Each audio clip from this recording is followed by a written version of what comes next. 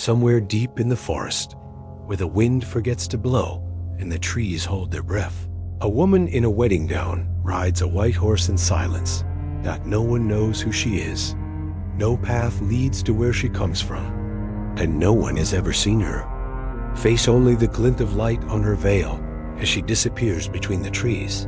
But they say, if you're lost, truly lost, not just in the woods, but in life, she will find you, not to guide you home, but to remind you of what your heart has tried to forget. Watch until the end, because some weddings never happened, but their love still rides through the forest. To those who liked and subscribed, may the forest return what your soul once gave away. Comment your city. Have you ever dreamed of someone before ever meeting them?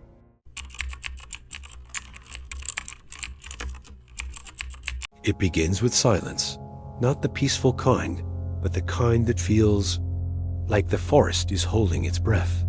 And in that stillness, you hear it, the soft thud of hooves against wet earth. She rides alone. A white horse, pristine even in the mud and mist. And upon it, a woman in a wedding gown veil flowing behind her like a ghost. You're not sure you saw. No one knows her name.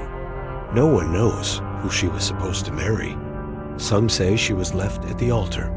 Some say she vanished the morning of her wedding. Others say she never existed at all.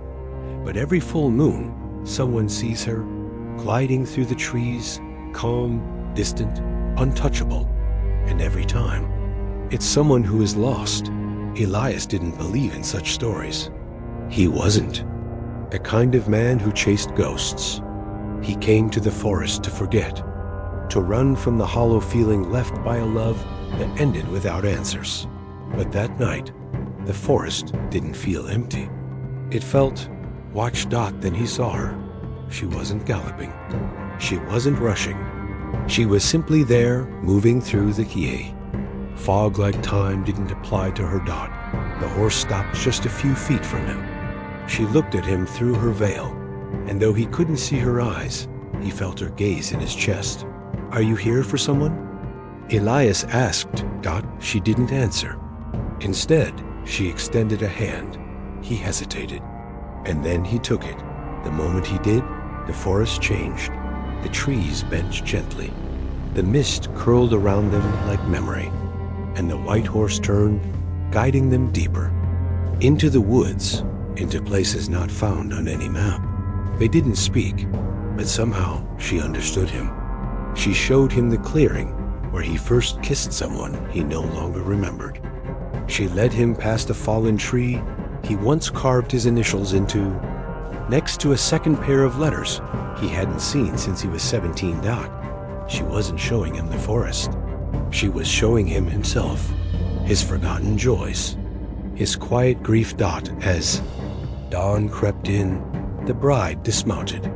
She led Elias to a small pond, its surface still as glass. In the reflection, he saw her face for the first time. Not veiled, not blurred, just human. She wasn't a ghost. She was a wound, a hope, a symbol. She stepped back. The white horse waited silently.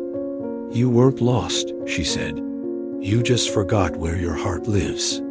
And then she turned.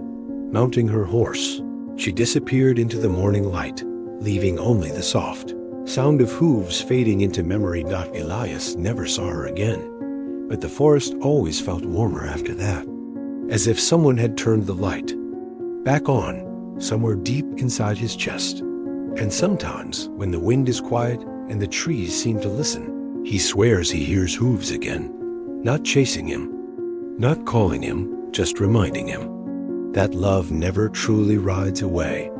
Thank you for watching. Some stories don't end. They echo. To those who liked and subscribed, I pray love finds you where the map ends.